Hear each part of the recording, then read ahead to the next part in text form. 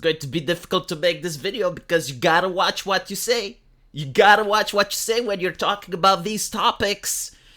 Anything besides praise and admiration is dangerous and murky territory, so you gotta be very careful. But all jokes aside, though, the new Assassin's Creed is coming out, and you get to see a lot of people that are super mega excited. It's the best thing that has happened in their life. It's like super excited, new Assassin's Creed game. And this is due to the fact that, like 10 years ago, people did want an Assassin's Creed in feudal Japan, and it is true.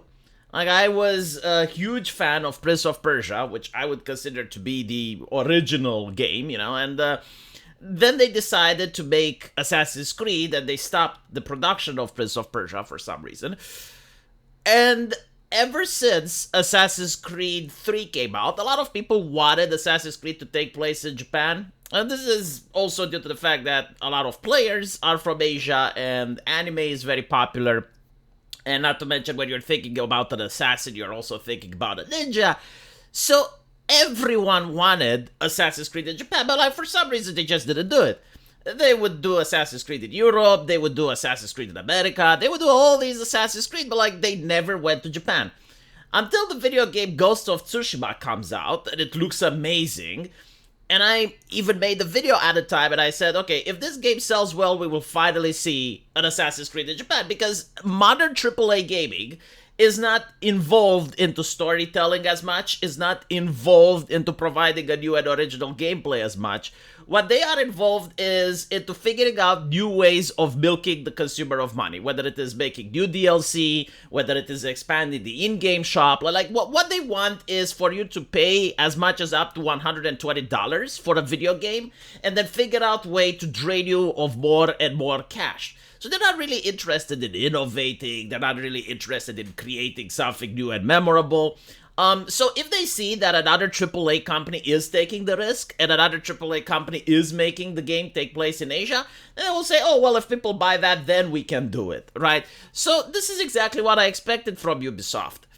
The problem is that a lot of people are looking at this with negativity, and the question is why? I mean, for the last 10 years, everyone wanted a game that set place in Japan. Why is it that just now people are going, well, you know what? No, I don't like this.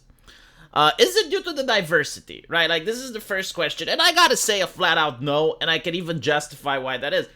Notice when anime does diversity, right? Because, like, you have people of color in anime, no one cares. Like, anime can put some LGBT characters in there, not a single person complains, like, that is never being brought up. When anime places a black character there, no one complains, no one brings it up. Unless it's Mr. Popel. But why is that, though? Why is that? And the reason is that people have faith that the creators of anime are making that in an interesting story. Like, they have faith that they are adding that character not for pandering purposes, not to fit a checkbox, not because they hired some consultants and told them to do it. They have faith that the original author wanted that character there because that's what he desired. And because he genuinely has a purpose for that character in order to make an interesting story. When it comes to the West, especially if you happen to talk with people working in the AAA industry, they have an army of consultants. And they usually write the scene, and we even saw how the scene is being written when you have certain scripts that are leaked. And they're basically saying, okay, well, this character, the Powerpuff Girls, right? Blossom can be literally any race. Even though, like, originally, in the original IP, she looked in a specific way. No, she can be any race whatsoever. Buttercup, any race. It doesn't matter. You can cast her. The son of Mojo Jojo, aka the villain. He's an incel. He's a bad person. He has to be a white male. Like, that is what we see when these scripts are leaked. And you get to see the ideology behind it. And it's like, well, at this point, it's not to make an interesting story. So, like, for you, race doesn't matter. You can cast literally whatever. And if the race doesn't matter, then why are you advertising it as such? Like, literally, the first thing that we have heard about this Assassin's Creed wasn't about who the villain is, what the story is like, what abilities is the assassin going to have, what we are going to see different in this setting that we haven't seen in that. In fact, even to this day, I do not know the answer to any of these questions. The only thing I know is that the protagonist is black because this is what's on the package. This is what is their best step forward. This is how they decide to advertise the game. And this is very concerning, because anyone can write the story with a black character. It's not something revolutionary, yet they are treating it as such. They're treating it like it's a revolutionary thing, and all the gamers should just bow down and applaud. And this gets me to the other point, right? Like, when you look at the series of Assassin's Creed, like the original ones, they genuinely tried to stay true to history.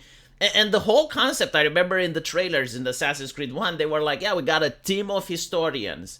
And they studied history so that we can make a historically accurate game. But when you look at history, like, certain characters die mysteriously or they just disappear.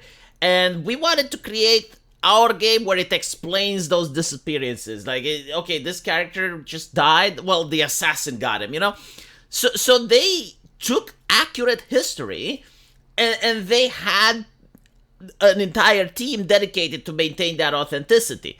And many people that I know actually got into studying history because of Assassin's Creed. Like, they would play the game, they would read all of the lore and all of the settings there, and then they would get passionate and be like, wow, this is really cool. And they would actually start looking into history. So it was a really great way to create a game that was also educational. But then after, I think, Assassin's Creed Brotherhood, that all goes away. Like, the team of historians aren't as present, and you get to see, like, a lot of historical things just being removed in favor of pandering. Like, for instance, in Assassin's Creed London, there was a character, historically speaking, that was a woman, and she wanted to go into business with men. But due to the time period and due to the way things were in culture, she had to dress like a man and pretend to be a man. But she wasn't transgender. Like, there is no indication that the person was transgender. She was just pretending to be a man in order to be able to do business in a very male-oriented world. And of course, the developer's like, no, this is a trans person, pronouns, And it's like, no, that's really not what happened. Like, it wouldn't fit that time period, right? It breaks immersion. And we get to see that they're moving away from the original vision in order to try and maintain historical accuracy. But that's not the point. The main point is that when you play the first game, you're playing as a Muslim dude, if I remember correctly. Yeah, like, it takes place in the Middle East, and you're playing as a local. Then you're playing in Italy, and you're playing as an Italian. And then you're playing in America, and you're playing as a Native American. And then you're playing in France, and you're playing as a French guy. And in London, you're a London guy, and so on and so forth. So now that you're playing in Japan, you're playing as a black dude. Now they are trying to use, like, various historical interpretations and reimaginings, and they're trying to push it towards their way. But why not just make, like, an authentic game in Japan? Like if I were to play a game that takes place in Africa, which, by the way, would be pretty great. I mean, I would love to have an Assassin's Creed that takes place in the Zulu Empire, fighting off the British. But no, we're not going to do that, right? Because that would actually require work on their part. That would actually require them to study the African history. Too much, too difficult, right? And too risky as well, because they don't know how people will react to that. So because they're not interested, and I think, like, the consultants themselves have no clue about African history, heritage, and mythos. So they're just, like, taking something that's popular, which is Ghost of Tsushima. They're putting an Assassin's Creed skin on it. And they're Ubisoftifying it by having, their consultants be like, oh, well, you can't just have the game take place in America, in Asia. You need to have a woman in the game that's a protagonist, and you need to have a black dude in the game that's a protagonist, because otherwise it's not progressive enough. You don't get to hit the check boxes. And I think, like, this is what people are legitimately afraid, is that they do not trust the gaming company to make an interesting story. If this was an anime, people wouldn't care, because they would trust the anime. They have a track record. Like, anime as an industry has a track record of making a product for the entertainment of the customer. The gaming industry, especially the AAA, has a track record in making a product for the video game journalist, to get good things out of the IGN and the Kotakus and the Polygons, which are completely disconnected from what the modern audience genuinely wants. So people are looking at this, and they're viewing it as a checkbox rather as something that creates entertainment.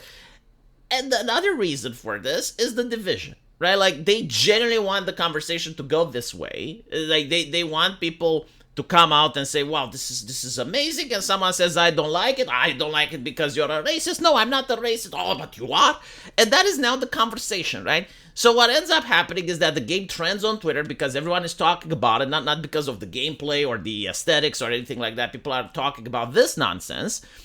And this is why it's trending, and everyone, who hasn't played Assassin's Creed in a while will get to see it in their trending page and go like, oh, well, Assassin's Creed, I haven't played it in ages. And that is the marketing that they're doing. Like, this is literally it. It's marketing. It's not, I don't think that it's for interesting and innovative gameplay. I don't think it's anything like that besides marketing. But who knows, I may be wrong, the game may be good. If that's the case, I will make a video and I will say, well, I was wrong about it. It was an interesting story, blah, blah, blah, blah, blah. But there is a track record, there is a complete pattern in the past that show us this is not the case. So we'll see who ends up being right in the end. Let me know what you guys think, though, and as usual, I will see you in the comment section. Take care.